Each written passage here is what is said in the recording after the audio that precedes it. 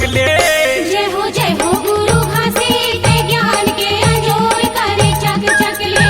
जय हो गुरु ज्ञानी ते ज्ञान के अंजोर करे चक चक ले।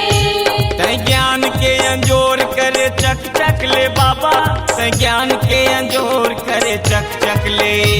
ते ज्ञान के अंजोर करे चक चक ले गुरु, ते ज्ञान के अंजोर करे चक चक ले। जय हो गुरु घासी तै ज्ञान के अंजोर करे चक चक ले। जय हो गुरु घासी ते ज्ञान के अंजोर करे चक चक ले।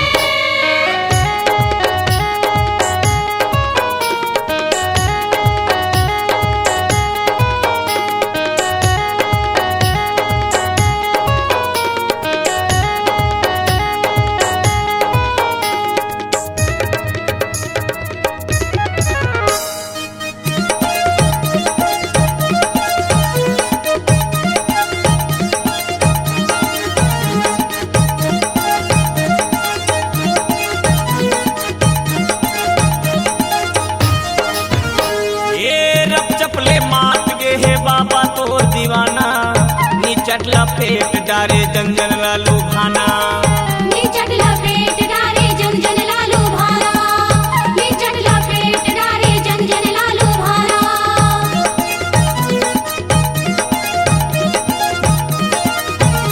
ये रब चपले मात गे हे बाबा तो दीवाना, नी चटला पेट डारे जंजन लालू भाना।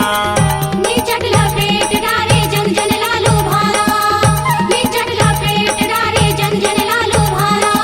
चंदा के अंजोर जैसे बांधे माया डोर, चंदा के अंजोर जैसे बांधे माया डोर, छटके चंदनिया जैसे छक छक ले। जय हो गुरु घासी ते ज्ञान के अंजोर करे चक चक ले। जय हो गुरु ज्ञानी ते ज्ञान के अंजोर करे चक चक ले। तै ज्ञान के अंजोर करे चक चक ले बाबा, तै ज्ञान के अंजोर करे चक चक ले। ते ज्ञान के अंजोर करे चक चक ले गुरु, ते ज्ञान के अंजोर करे चक चक ले। जय हो गुरु घासी तै ज्ञान के अंजोर करे चक चक ले। जय हो गुरु घासी ते ज्ञान के अंजोर करे चक चक ले।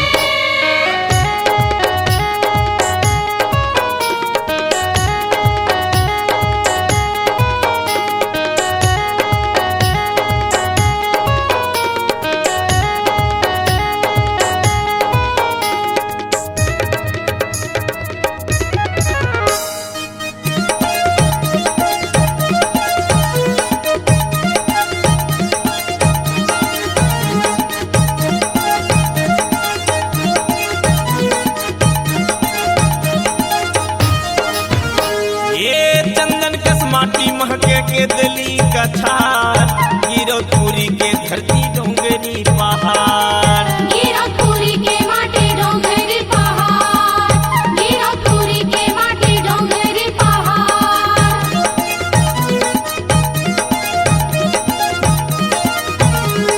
ये चंदन कस माटी महके के दली का छार, गिरौदपुरी के धरती डोंगरी पहाड़। गिरौदपुरी के माटी डोंगरी पहाड़, गिरौदपुरी के माटी डोंगरी पहाड़। औरा धौरा के चौरा गुनगुन करे भौरा, औरा धौरा के चौरा गुनगुन करे भौरा, जोत जलाए दिया रग बगले। जय हो गुरु घासी ते ज्ञान के अंजोर करे चक चक ले। जय हो गुरु ज्ञानी ते ज्ञान के अंजोर करे चक चक ले।